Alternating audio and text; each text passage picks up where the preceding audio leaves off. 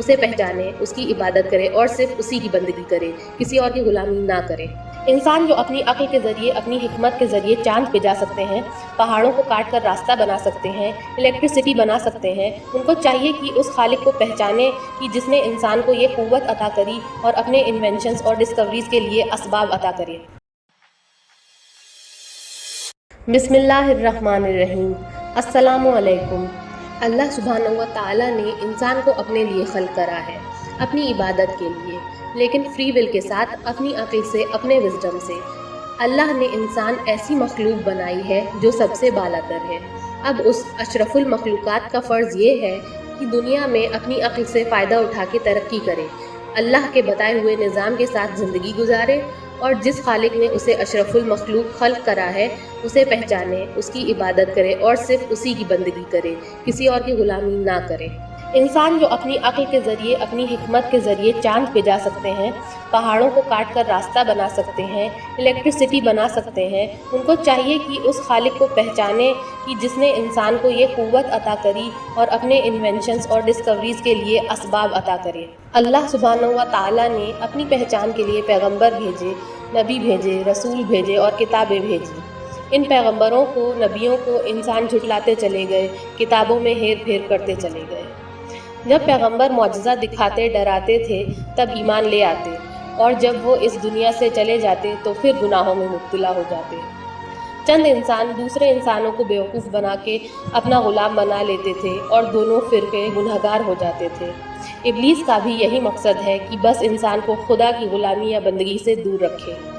یہ سلسلہ چلتا رہا کہ اللہ سبحانہ و تعالیٰ نے انسانوں میں سب سے بہتر انسان، نبیوں میں سب سے افضل نبی بھیجا کہ جو سب سے مہربان، رحم دل، معصوم، دنیا اور آخرت کا علم رکھنے والا، اللہ سبحانہ و تعالیٰ کی پہچان رکھنے والے محمد صلی اللہ علیہ وآلہ وسلم کو بھیجا کہ اب انسان خود کو اور اپنے رب کو پہچان لے۔ محمد صلی اللہ علیہ وآلہ وسلم نے انسان کو اپنے رب کی جانب ہدایت دی، اس کو پہچاننے کے طریقے سمجھائے، حتیٰ کہ معجزے بھی کر کے دکھا دیے، لیکن انسان نے اس کو اپنی بادشاہت کے لیے استعمال کرنا شروع کر دیا، کیونکہ یہ مسلمان کچھ خاص لوگ تو تھے نہیں جو پچھلے لوگوں سے زیادہ اچھے ہوں۔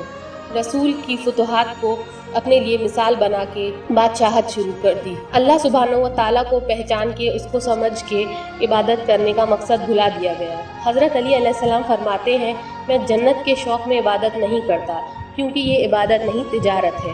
میں دوزخ کے خوف سے بھی عبادت نہیں کرتا کیونکہ یہ عبادت نہیں، غلامی ہے۔ میں عبادت صرف اس لیے کرتا ہوں کیونکہ میرا رب عبادت کے قابل ہے اور کوئی نہیں۔ اس لیول پر انسان کبھی پہنچ ہی نہیں پایا کیونکہ اس نے ایسی پہچان کرانے والوں کو ہی قتل کرنا شروع کر دیا، کیونکہ وہ ابلیس کی عبادت کرنے لگا۔ ایسی عظیم شخصیت حضرت علی علیہ السلام اور امام حسین علیہ السلام کو ابلیس ہی قتل کر سکتا ہے۔ یہی وجہ ہے کہ حضرت علی علیہ السلام نے اور امام حسین علیہ السلام نے کبھی اپنے قاتلوں پر توجہ نہیں دی۔ حضرت علی علیہ السلام نے اپنے قاتل کو خود جگایا تھا، اور امام حسین علیہ السلام فرماتے ہیں، مجھ جیسا یزید جیسے کی بیعت نہیں کر سکتا۔ رسول اللہ صلی اللہ علیہ وآلہ وسلم ہمارے بیچ سے جاتے وقت فرما گئے کہ دو چیزوں کو پکڑے رہنا، قرآن اور اہل بیت۔ کبھی گمراہ نہ ہوگے اور اللہ کو سمجھ پاؤ گے کہ اصل مقصد تو اللہ سبحانہ و تعالیٰ کی عبادت ہی ہے۔ اور انسان نے قرآن اور اہل بیت دونوں کو ہی نیزوں پر بلند کر دیا۔ اب عام مسلمان کے لیے کوئی راستہ ہی نہیں بچا، اس کے تو سارے راستے ہی بند کر دیے ابلیس نے۔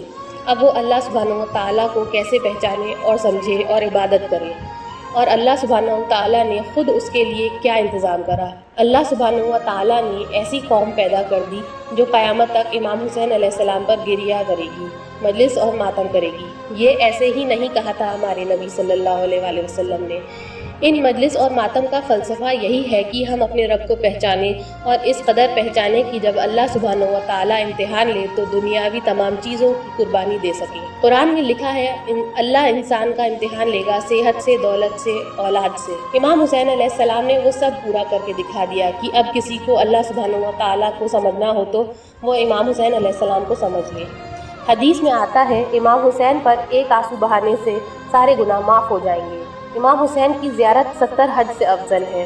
ان حدیثوں کا فلسفہ یہی ہے کہ اللہ سبحانہ و تعالیٰ کو رحیم اور کریم اور اکبر اور خالق سمجھنے کا مقصد تب ہی پورا ہو پائے گا جب امام حسین علیہ السلام کی مجلس میں لوگ آئیں گے اور وہ سوچنے پر مجبور ہو جائیں گے کہ آخر یہ کیسا ظلم ہے اور یہ کیسے لوگ ہیں جو اس ظلم پر بھی عبادت نہیں چھوڑ رہے ہیں۔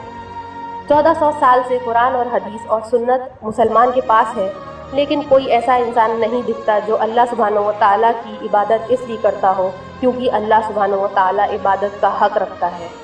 آپ تمام مومنین سے التماس ہے کہ ان مقاصد کو سمجھیں اور ان پر غور و فکر کریں، کم سے کم مجلسوں میں ضرور جائیں کہ اللہ سبحانہ و تعالیٰ نے یہ ایام میں مجلس اور ماتم میں معجزات کے امکان رکھے ہیں۔ وآخر الدعوانا ان الحمد للہ رب العالمین۔